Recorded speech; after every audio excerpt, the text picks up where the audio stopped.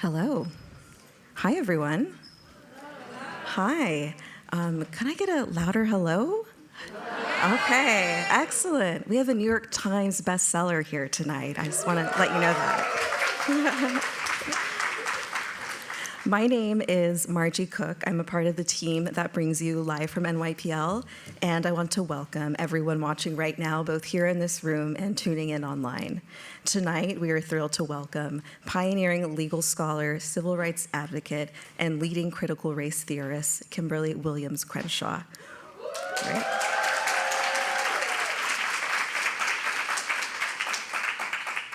Her work has transformed how we understand inequality and justice. Tonight, she is in conversation with distinguished scholar and author Farah Jasmine Griffin, university professor at Columbia University and former inaugural chair of the African Diaspora Studies Department. Together, they'll discuss Kimberlé's latest book, a memoir, Backtalker, an American memoir. It is a powerful and deeply personal reflection on the experiences that shaped one of the most influential public intellectuals of our time, and the groundbreaking ideas on race, gender, and equality that transformed public discourse. So you can find Farah and Kimberlé's full bios in your printed programs or on the event listing on our website. More about Backtalker traces Crenshaw's remarkable journey from precocious child to renowned public intellectual. Candid, probing, and deeply personal. The book reflects on the experiences that shaped Kimberlé's understanding of race, gender, and power from her childhood in Canton, Ohio, to her years at Cornell and Harvard Law School, and later to pivotal moments in American public life. Along the way, she traces the lived experiences and political awakenings that led her to develop two concepts that would forever change national and global debates about equality: intersectionality and critical race theory. As a result of her work, Kimberlé has become a force to be reckoned with across America, at schools, in the workplace, at dinner tables, and of course, in our public square. The book is available for purchase here and through our online shop for those attending virtually. However you choose to buy it, and we encourage you to, if you're able, proceed support the New York Public Library. For those of you in here in person, there will also be a book signing after the event, and for our online audience, we'll drop a purchase link in the chat if we haven't already. And of course, if you have a New York Public Library card, which I assume all of you do, you can borrow the book for free. Before we continue, I'd love just to tell you about a few upcoming programs we have. This Friday, we still have tickets available for Aziz Abu Sarah and Maoz Inan discussing their co-authored book, The Future is Peace, a shared journey across the Holy Land, a conversation on peace building, shared histories, and reconciliation across Israel and Palestine. On May 20th, Stephen Rosenbaum discusses his new book, The Future of Truth, with Marty Baron. The author and filmmaker joins the former executive editor of The Washington Post for a conversation about AI and its impact on our fundamental understanding of truth. And on Friday, June 5th, please don't miss our next Library After Hours Pride Edition, highlighting the weird, wonderful, and mysterious intersections of queerness and magic. The night will feature special after-hours access to the Rosemary Reading Room, live music, rare collections, and a dance party to cap off the night. So we hope you'll join us for some of these and more. One last thing, when you entered the auditorium, you should have received an index card. Please use that card to write down any questions you have. A staff member will collect them during the program. Live from NYPL is made possible by the continuous generosity of Celeste Bartos, Minaz Isbahani Bartos, and Adam Art Bartos, and of course, by all of you, our wonderful supporters and friends, near and far. Thank you for that support, and thank you again for being here. And now, please join me in welcoming Kimberlé Crenshaw and Farah Jasmine Griffin.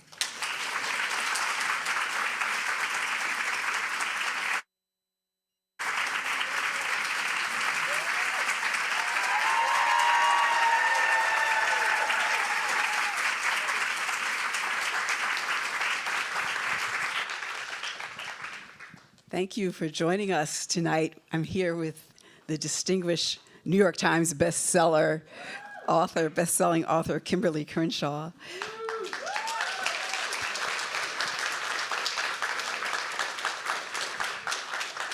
I just want to personally thank you for this remarkable book, for all that you have done. But this book at this time at this moment, it could not have come at a better time. Thank you. We need it. And you always give us what we need when we need it. So thank you so much. You are going to love this book when you get it, if you haven't started reading it already. I was hoping that we could start by hearing your voice, if you would take some time to read a little, and then you and I can get into a conversation about it. Thank you. I first want to start by thanking Farah for joining me in this conversation. There are two reasons why I'm thrilled to be in conversation with her. First of all, this book tour is a conversation among backtalkers. And there are few backtalkers more distinguished than Farah Griffin. So that's number one. And the second thing, and I just said this to her backstage, I did not know how I was going to go about trying to tell a story or a set of stories that actually carried a message, carried pedagogical sort of insights to it until I read Read Till You Understand. Yeah. And I understood what the assignment was. So, Farah, you are more influential in how I think and how I write than you could possibly know. So it was just a gift for you to agree to do this with me. So thank you so much. So before we get started, I have to make a confession. Being a backtalker is like being lactose intolerant. There are some things that I just cannot digest. To accept anything close to second-class status as the price of belonging sickens me. I learned this the hard way during my first year at Harvard Law School when I bent and scraped my way into voluntary humiliation. It happened at the Fly Club, a prestigious home of elite Harvard men, including former presidents, captains of industry, and scions of wealthy families. Ben, who was the first African-American member of this exclusive club and also a study partner, invited me and Reese, the third member of our all-black study group, to join him to celebrate the end of our first semester. From what Reese and I had heard about the club's safari-decorated interiors and its exclusionary history, we both agreed that in the likely event that something unwelcoming occurred, we were not going to take any shit. Our dignity was a non-negotiable condition of our presence in that space. Duly bonded, we arrived at the venue and knocked at the door to announce our arrival. Ben opened the door but stepped outside, blocking our entry into the club. Assuming that this was the beginning of the indignities we were not going to tolerate, Reese and I immediately assumed the trigger position, arms crossed and brows furrowed. Our friend, sensing our readiness to rumble, sought to de-escalate the situation with what he thought was a minor detail. "Oh, it's not what you think. I just forgot to mention that Kim needs to go around to the back door," he explained. "Women aren't permitted to enter through the front door." In my mind, whether the back door treatment was because I was a woman or because I was a black person made no difference in our mutual defense pact. But for Reese, solidarity applied only to the things that were going to affect us both in the same way.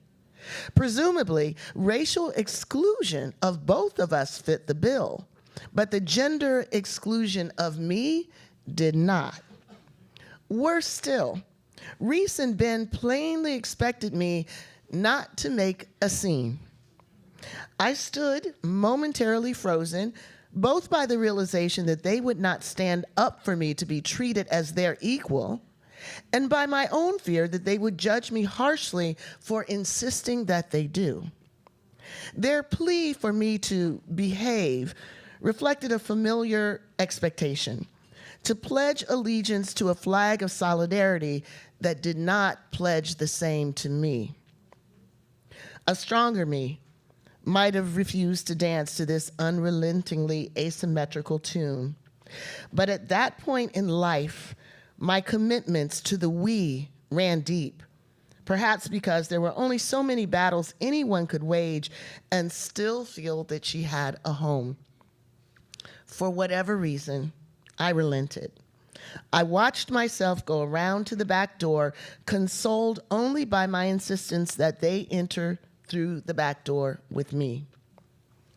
Entering that club on such terms was a fateful decision. Whatever I drank that night made me violently ill. My head was spinning all night, and my churning stomach urged me to leave a token of my indignity all over the understated interiors of the club's game room. I managed to hold myself together long enough to stomp loudly down the stairs and out the front door, slamming it so violently that I hoped it would break. Back in my dorm, I made a deal with the universe that if the room would just stop spinning, I would never again come close to imbibing what I consumed that night, physically, mentally, and emotionally. Perhaps because my humiliation that night was punctuated by physical illness, my resistance to asymmetrical solidarities is now fully reflexive. I cannot bring myself to ride and die for a politics that won't ride and die for me. I've been called a public intellectual because I fashioned some words you may have heard about, like intersectionality and critical race theory. But if your vision of an intellectual brings to mind the thinker's pose, one with chin in hand who ponders abstract ideas and with a light bulb suddenly flashing overhead writes down her epiphany, that's not me at all. My thinking starts from the bottom up, from interactions with people and experiences across my entire life that have made me feel some type of way.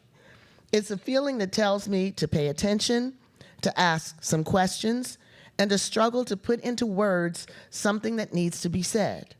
That's what these stories are.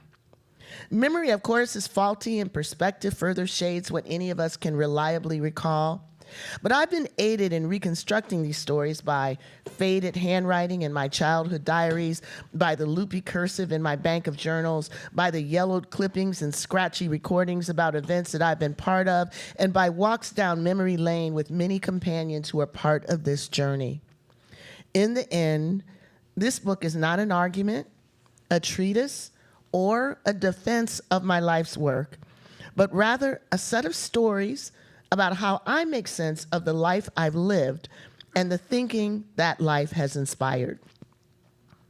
The Fly Club episode has become my lodestar, the encounter that navigates my thinking, that disciplines my desire to be desired, to be part of the club, to be the belle of the ball.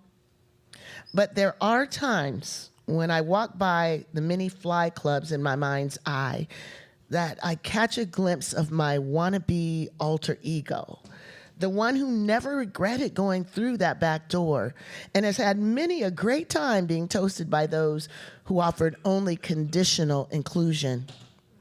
As I gaze into the window of that alternate reality, feeling a momentary flight of indecision, I sometimes wonder whether the costs of backtalking are worth remaining on the outside looking in. And then my stomach churns, and I remember that the drinks in there suck anyway.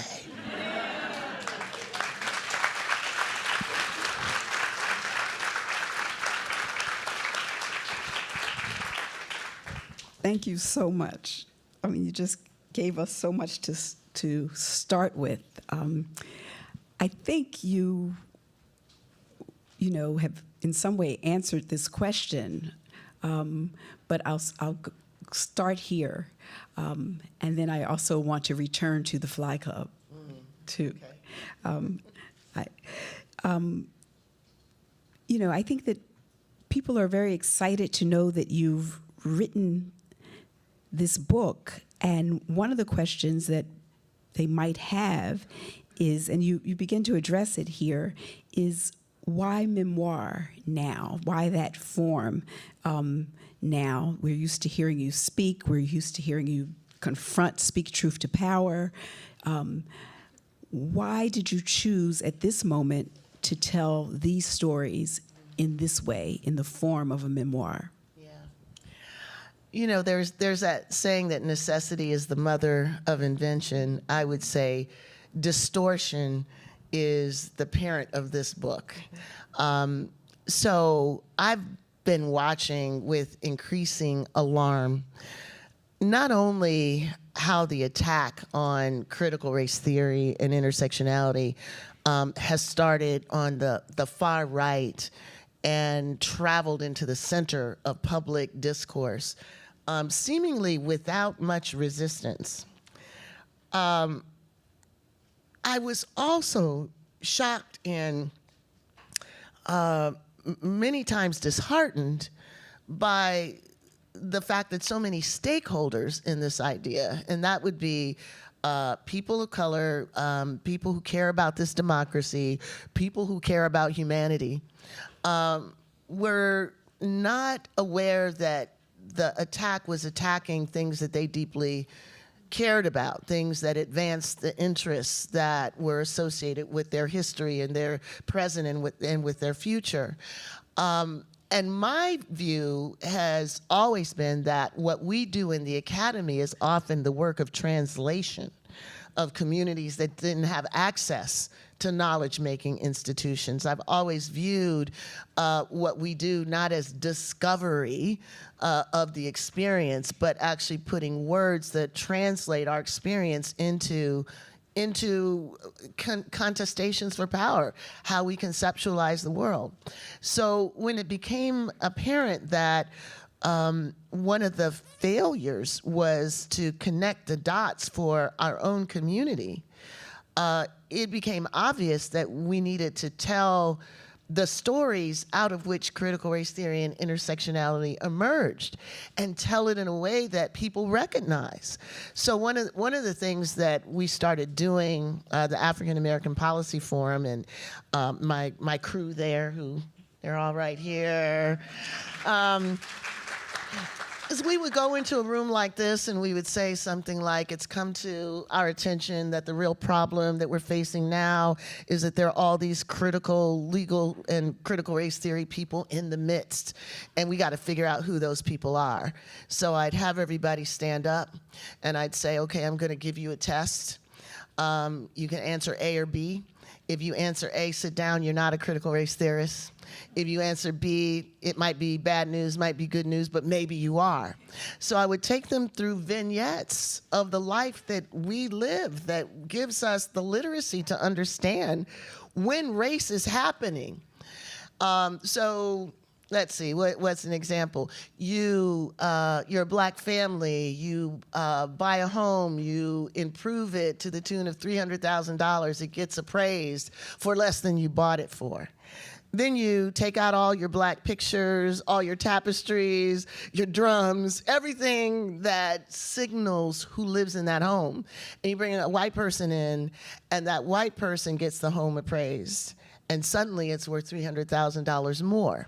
So then I ask people as they're standing, sit down if you think that that was just a mistake in where to put the decimal. Keep standing if you understand that this is precisely the kind of biases, racial biases built into the real estate industry that rob African Americans of their wealth from generation to generation. And so I just give vignettes like that over and over, and I get to the end, 5 or 6, and most people are still standing.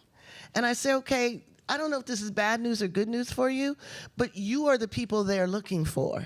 You're showing your racial literacy. You're understanding that racial power can take place without there being a bull Connor in the mix, without there being a smoking rope, without there being anybody using the N-word.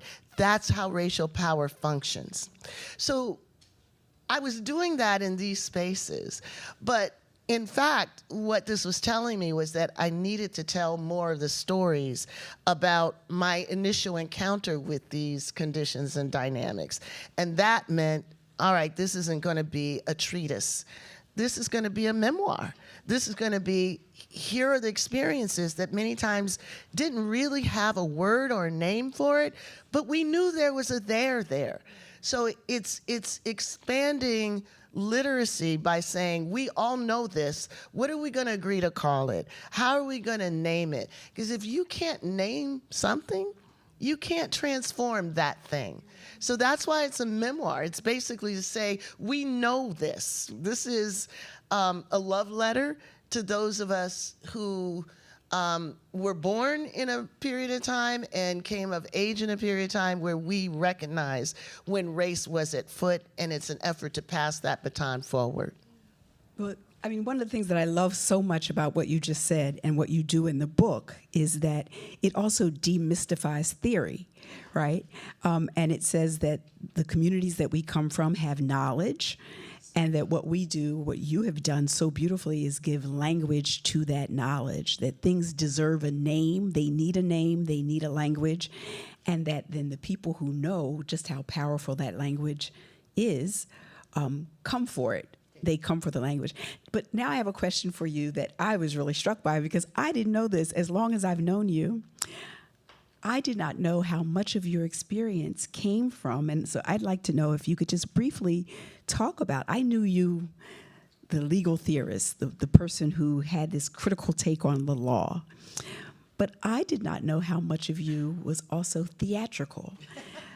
Well, I knew she was theatrical.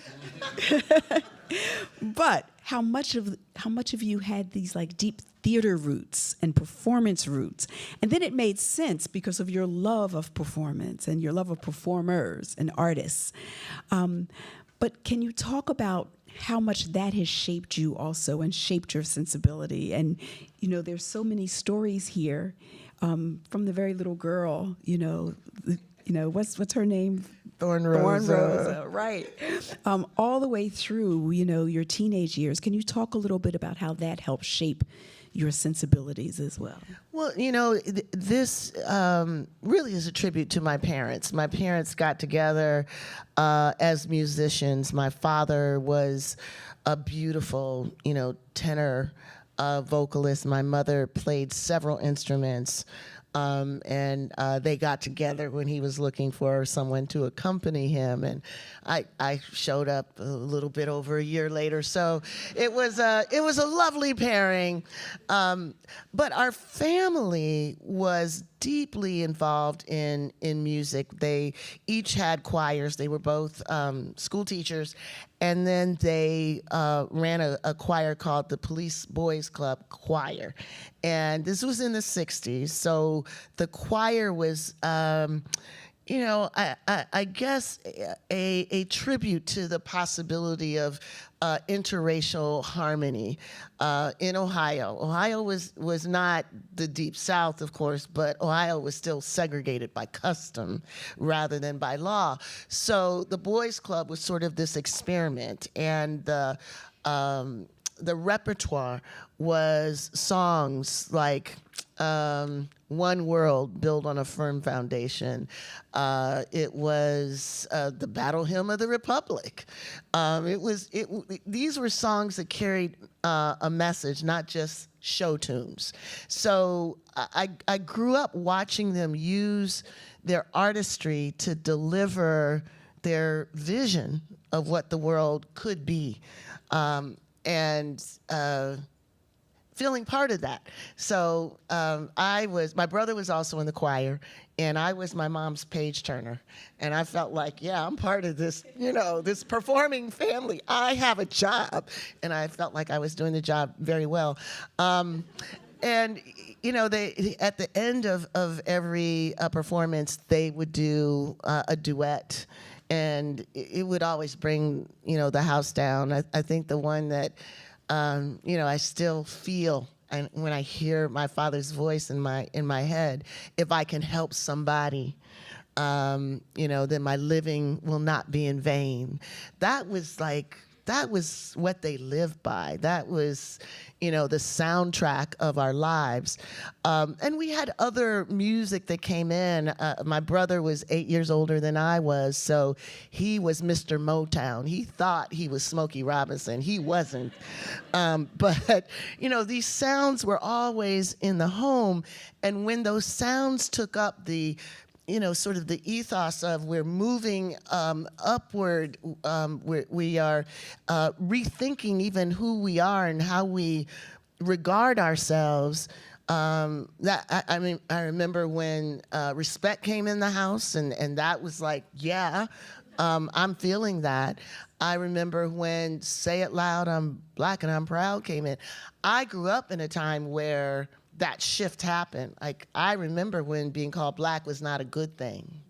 And then this song comes out, and it is reimagining our Blackness, not as something to be ashamed of, but as something to lift our heads to and to be proud of. And if you could dance to it, it was going, it would come into the body, and you step into this new way of imagining yourself. So I was that generation that watched that happen. The music was sort of like a main line to the movement that was happening, like Dancing in the Streets. That was out when, the Mississippi Freedom, summer was happening. So it was all connected for me.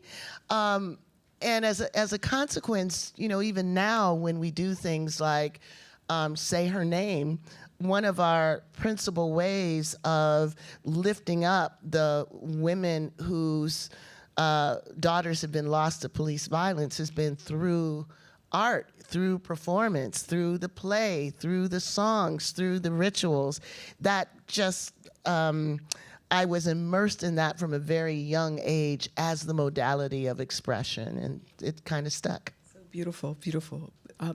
So one of the things that I would like the audience to be able to leave with, one, is that, this is an audience who knows you and is well-informed, but there have been so many distortions of your ideas, just ridiculous distortions where ideas that mean very specific things suddenly mean everything and nothing, right? And so first I'd like to talk about some of the distortions, specifically of intersectionality, but also critical race theory, to look at the craziness that we have seen around intersectionality as a way to then have you talk about what you meant when you came up with that idea, what kinds of ideas you were building upon, how you were expanding them, and what you really put into the world, and what has come back to you.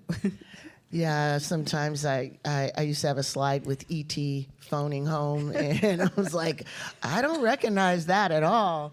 There have been so many distortions. So there are headlines that declare intersectionality as identity politics on steroids, intersectionality as a new religion, intersectionality as an effort to reverse the existing hierarchy and turn straight white men into the new pariah class. And of course, intersectionality as a foreign import, something that is un-American, that is laughable, right? And just last week, there was, there's Lindsey Graham saying he's a single white man who doesn't forget. And I want to pause and say something about this, especially given the recent story about a white man claiming to be discriminated against by the New York Times. That and this is proof that the right's critique of intersectionality is not a critique of overlapping vulnerabilities based on one or more identities. That's not what they're complaining about, right? Because that's what this is. Right. He's making an intersectional claim. Yes. It's specious, right, but it's an intersectional claim, yes, right? So at the end of the day, it's not the it is not the dynamic of showing yourself to be or claiming that you're vulnerable to two or more forms of discrimination. It's the normative imperative behind intersectionality, who it casts attention to. And that, I think we're going to see a whole lot of intersectional claims now.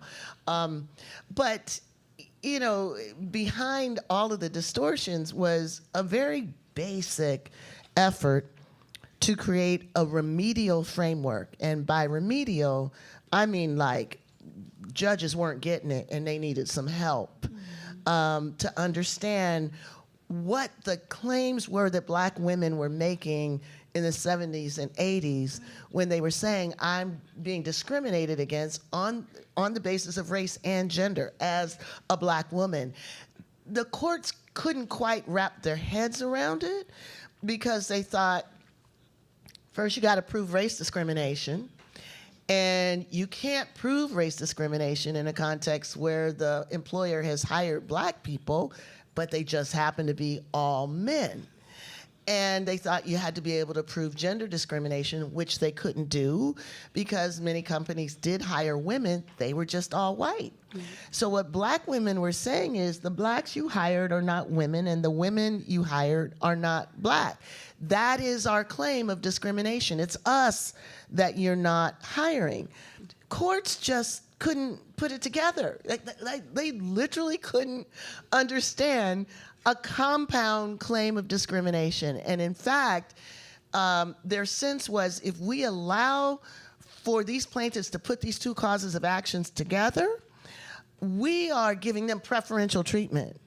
We are treating them better than we're treating white women or men of color because we don't allow them to put two causes of action together. Why should we allow Black women to do so? What they were basically saying is that it would be reverse discrimination to allow Black women to forge a claim that only they needed in this particular employment regime. So I couldn't really understand what they didn't understand. I couldn't figure out, like, why is this such a hard concept to say that if you're experiencing gender exclusion with a race category or race exclusion within a gender one, that you've actually named a kind of discrimination that you ought to be protected against? So intersectionality was just an effort to find a readily accessible analogy that they could use to understand what Black women were claiming. People go through intersections all the time. They get that power can be coming in one direction and also come at the other direction. And those who are positioned in a way to receive both of those at the same time are actually complaining about a particular kind of injury that ought to be protected against by Title VII. So that's what intersectionality really was. It's like, you really smart, erudite judges, try this on for size. Does this help you see a little better? It's a prism for them to understand discrimination. And then it kind of jumped the rails. It jumped outside of legal education. It jumped outside of the law. It jumped outside of the academy. It jumped outside of the United States. And as it took subsequent jumps, it would take on different kinds of vulnerabilities. It's not all about race and gender. It can be about disability and class. It can be about immigrant status and sexuality. It could be about any number of things. So as it traveled, it grew and it took on a range of disabilities or vulnerabilities that the word helped people see better in order to address. So it was yet again one of those things that naming something that had been a set of experiences that a particular group of people had, right? Because there had been Black women trying to explain these. There was multiple, what was it, double jeopardy, multiple. Jeopardy. Right, there were all these ways that Black women That's had been right. trying to explain what they Exactly. experienced. Naming it in a way that made it clearer also made it attractive to other people because it helped name their sets of experiences as well.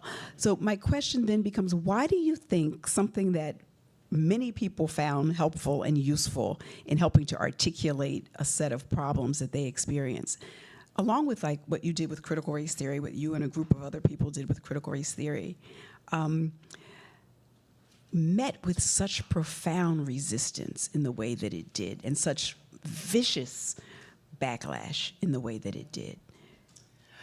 Oh, yeah. So many takes on the why.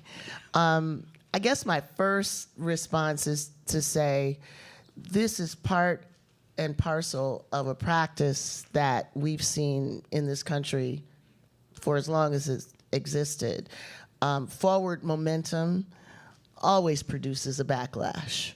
The end of Reconstruction was a backlash. The assault on returning soldiers in World War II was a backlash. The massive resistance against school integration was a backlash. The Tea Party was backlash.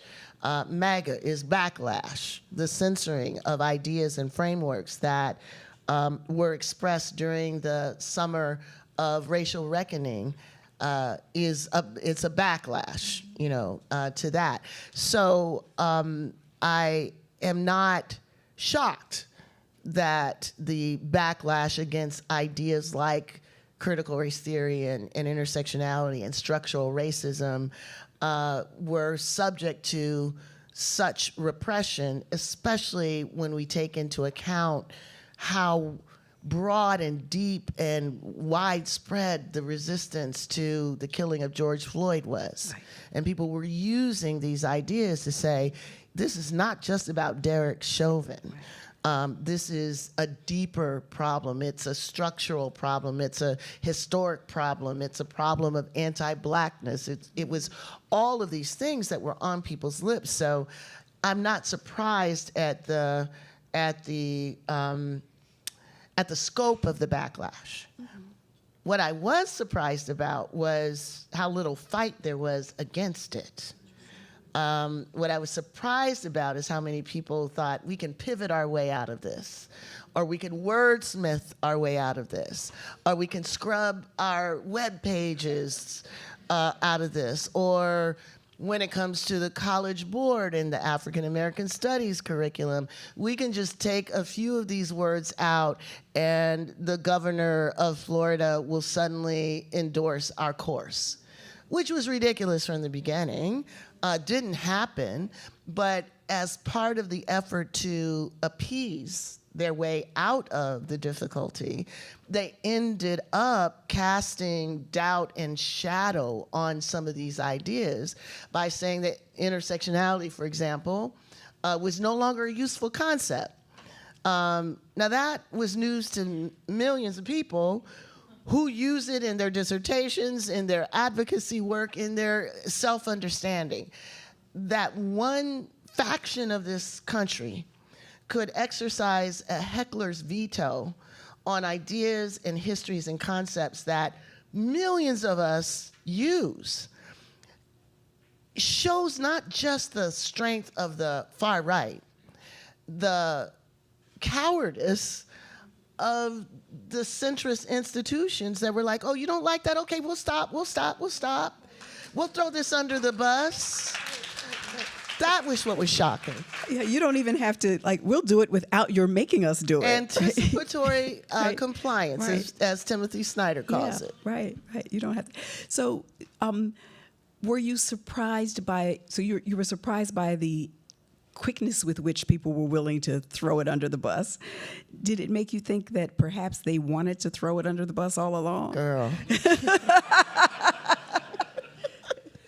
So I guess the other reason why I have to say I wasn't surprised is that the history of resistance to thinking critically about race and power is not a preoccupation just of the right.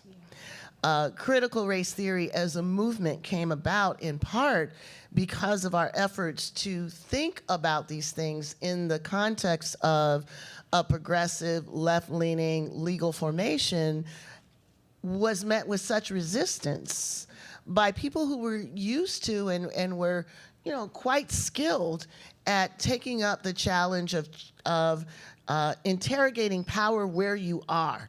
So in your workplace or in your family or in your community, power is everywhere. So if we want to think critically about it, some of the best opportunities are in the space that we exist in. So we took that invitation seriously. We're supposed to do that. We're supposed to do that, right? We're critical thinkers.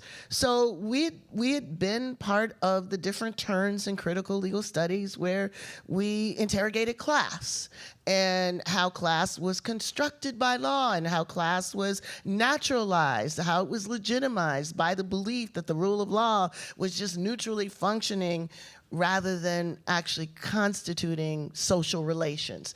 That was the jam of critical legal studies. So we said, bet, we're going to do that with respect to race. Race is not natural. Race is socially constructed. Racism is real. Law is a part of making the reality of racism material. That was what we were basically asking. And when we raised the question about what was it about critical legal studies that made it inhospitable to that kind of inquiry, the reaction was like over the top. We can't talk about this. It's going to drive this organization into ruin. Some people had, I guess, PTSD about what happened when SNCC actually, kicked white people out. I don't know if any of them were really in SNCC, but it was a story that they were willing to tell, and they saw this as a real threat. That was a moment that made me realize a couple things, that our ability to read and understand and dismantle racial power is not necessarily a left-right thing. I think we're seeing that now when we have, allies on the left who are not front and center in resisting this moment in which we're looking at the end of this reconstruction and the beginning of, redemption all over again. I think we're seeing it with, the Calais decision that was decided, the rush to strip Black elected officials of any authority. We're seeing, the hoods come off, and we're not seeing, in my view, the kind of reaction that should be everywhere. I mean, this should be front page news in every newspaper. It should be, okay, maybe we didn't take you guys seriously when you said there's a sense that we are actually sliding back into redemption. Maybe we missed it, but now we see the handwriting. We're going to read it with you. I'm not seeing it to the extent that I think the threat suggests that we should. And that's telling me that the literacy around race, the ability to actually deal with it productively, the inability to sit in discomfort with the extent to which the shadow of that past still hangs over us. These are reactions that we see among our allies. It's not just MAGA. And I have to say, and I've said this before, I don't really have a whole lot to say to MAGA because they are on brand. They said they wanted a nation that existed in the past when we didn't have the vote, we didn't have the rights that we have now. They didn't have to think about us, they didn't have to consult us, they didn't have to compete for our votes. They said that's what they wanted, and they're going about making that happen. My beef is with the people who say they want a multiracial democracy and are not willing to fight for a multiracial democracy. And who have benefited from those struggles. Like we weren't the only ones benefiting from those struggles, right? Absolutely not. So I have some questions. I have one question just from me, and then I'm going to go to these questions. So what you've been talking about is race. I want to ask you about gender. Particularly, you said, holding the flag for politics is not holding the flag for me. Do you think that we have made any movement there? Look at her face. Look at her face. Like, yeah. Like, where are you? Because you and I have been in many rooms. We have been in many a conversation, Yes. many a moment where we go, what? I know, like, what just what's happened? going on here? Exactly. What just happened? I want to think that the leadership that so many Black women have been exercising, and the fact that their leadership has been the direct target of vicious attack and removal. Just last week, what happened with Rachel Scott, and the president basically calling her out of her name and associating her with what was it he said, you might be okay with dirt, I'm sure it doesn't bother you. It's like these are the oldest, nastiest anti-Black tropes. Look, when what he did with the Obamas and the ape stuff didn't make everybody go, okay, we're done talking about racially inflected, right? This is racism. There's no question about it. I think that Black women have been the easy targets because they're perceived as unprotected. Yes. We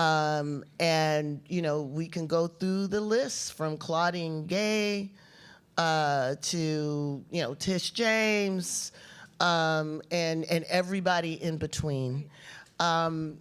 So do I think that the asymmetries have resolved themselves? No, I don't. Do I hope that this attack on us, that is now followed by attacks on all of us, is enough to break us out of this belief that whatever is happening to Black women is sort of over there, and what's happening to us as a people and as a nation is over here?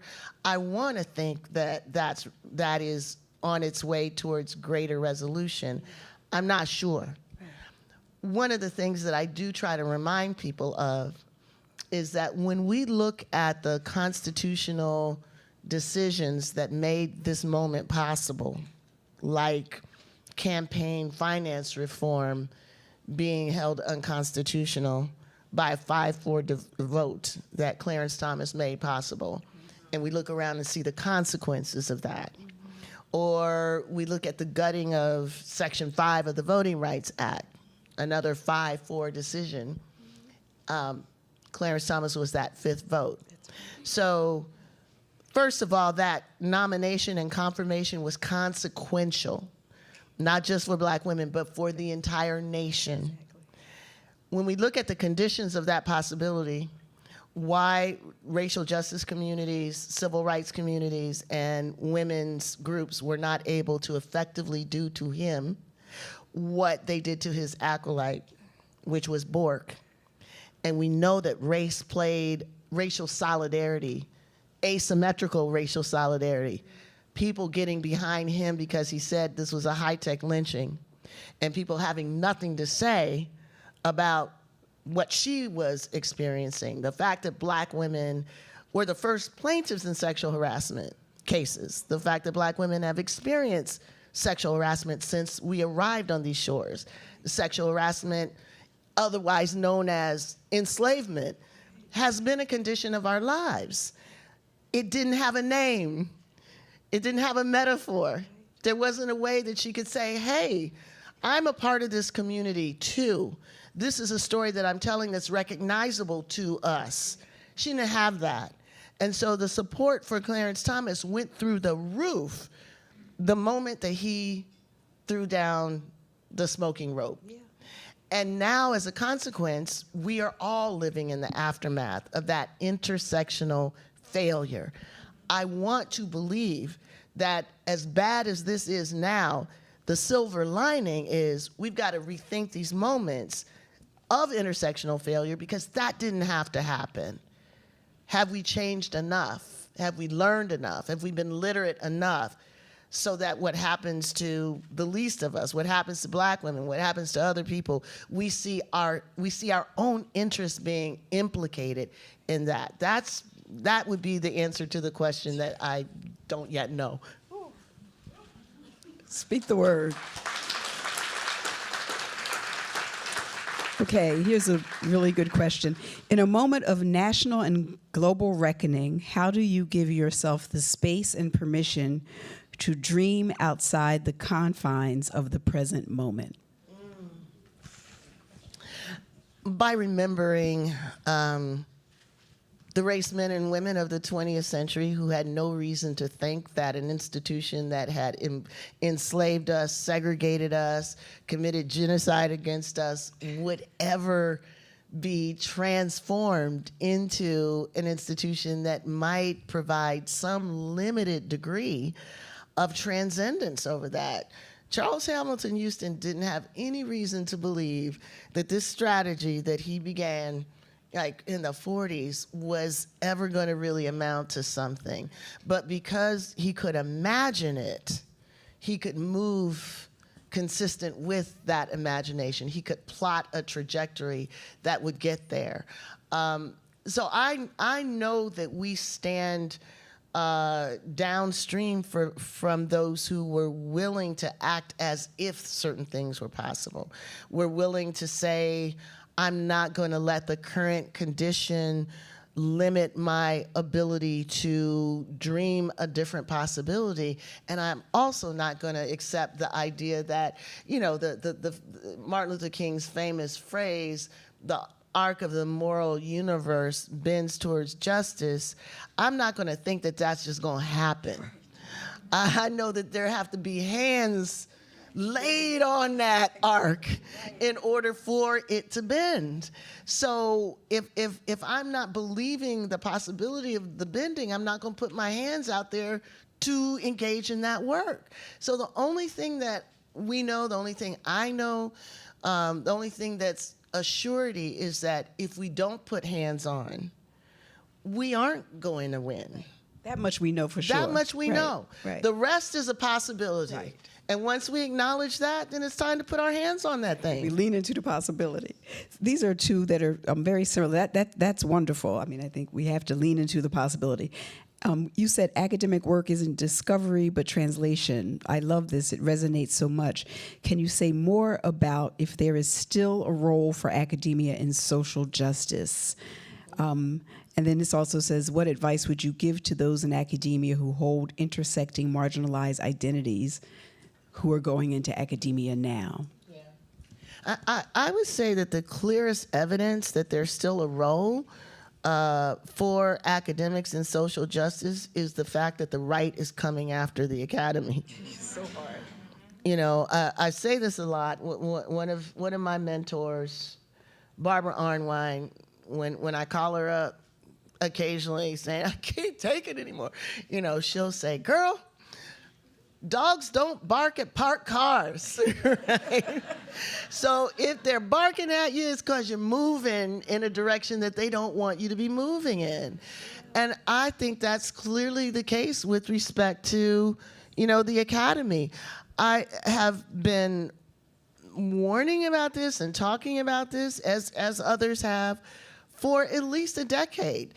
The academy was the one place that was, I guess, inoculation against some of the most extremist positions that have now come to the center of political discourse. So it was impossible to think that they weren't going to come after higher education. The question was, were we prepared for it? What were the conditions that allowed institutions that we're familiar with Just a little.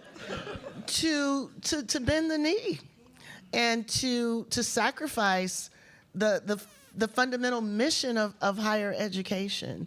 I think that is the inquiry that we need to be engaged in more than we have before. Right?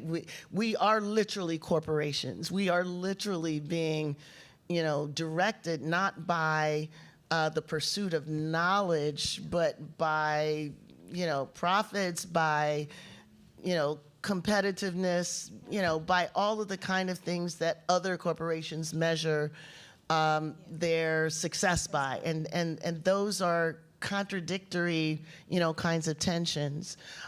So yes, I think there is a role. Yes, I think we have to continue to do in this moment what we did in moments prior. Really subject this moment to critical inquiry, translate what is happening on the ground up through the various disciplines that we are all in. And on the question of what do we do, I don't do anything without a posse. Right. You can't survive in this moment without a posse.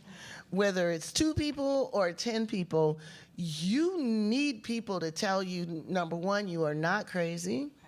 You need people to hold it down with you. You need to have people who you can trust to tell you when the stuff that you're saying is making sense and when the stuff you're saying is not. Because everybody now is trying to tell you that what we're talking about doesn't make sense. So we need trusted partners as part of our posse to keep us both intellectually productive, but also emotionally and spiritually on a path that does us some good, rather than the path that a lot of people are trying to redirect us towards. Absolutely. This is the last question, I think.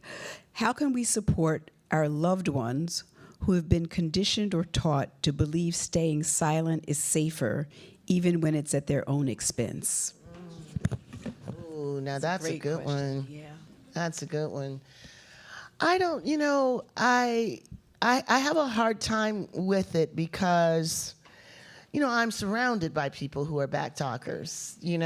Mine is sort of a hailing signal. Backtalkers unite, On that note, we're going to have a Backtalker Academy that starts the last Wednesday in May, that will last for 5 weeks. So I guess one thing that I'll say then is bring them with you to the Backtalker Academy, where we'll talk about what are the different imperatives that require us to speak back. What are the consequences of thinking that this is like the flu and it's going to pass? There is no natural bottom to this thing. It's not just going to run out of steam. That's not how this works. It's well-resourced. It's incredibly well-resourced. Hopefully something will come up here in a moment that will give you a sense that we're not losing because we're losing the argument. We're losing because the other side is incredibly well-resourced, incredibly well-organized, has access to unlimited media, both their own media and mainstream media, that simply amplifies what right-wing media starts with sort of a, we're going to report both sides. The sun rises in the west. Other people say it rises in the east. You go figure. I mean, that's what journalism kind of has come to be, and that allows, these folks to exercise unlimited power to shape what the agenda is. So I think recognizing that this is a constructed reality, that there is an appearance of a bigger monster in the town square than is really there, it is liberating to know that this is money that's at play. Well, there's always been money against liberation, and we have figured out how to resist that. We can do that again. So I would say send them to Backtalkers Academy. Yeah. Thank you so much, Kim. This has been so wonderful. Thank you, Farah. Thank you. She's going to sign books on stage. Thank you all so much.